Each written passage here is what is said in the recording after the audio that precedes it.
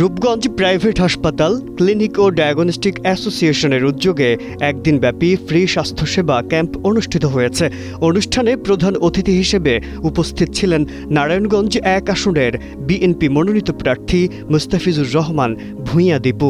তিনি এ সময় বলেন, সাধারণ মানুষের দোরগোড়ায় স্বাস্থ্যসেবা পৌঁছে দেওয়া একটি মানবিক উদ্যোগ এবং এ ধরনের কার্যক্রম নিয়মিত আয়োজন করা হলে স্বাস্থ্য খাতে ইতিবাচক পরিবর্তন আসবে। টানা তৃতীয়বার অর্জন করেছে দেশের সেরা সুপার ব্র্যান্ড স্বীকৃতি বসুন্ধরা টিস্যু। ক্যাম্পে বিভিন্ন শ্রেণী পেশার বিপুল সংখ্যক মানুষ অংশগ্রহণ করেন এবং বিনামূল্যে চিকিৎসা সেবা পেয়ে সন্তোষ প্রকাশ করেছেন। এই স্বাস্থ্যসেবা ক্যাম্পে সাধারণ মানুষের জন্য কিডনি, নাক, কান, গলা, চর্মরোগ, ডায়াবেটিস সহ বেশ কিছু রোগের চিকিৎসা বিনামূল্যে করা হয়েছে। পাশাপাশি ইসিজি, রক্ত পরীক্ষা সহ বিভিন্ন গুরুত্বপূর্ণ ডায়াগনস্টিক পরীক্ষা সম্পূর্ণ ফ্রি করা হয় এবং প্রয়োজনীয় ঔষধও বিনামূল্যে বিতরণ করা হয়েছে।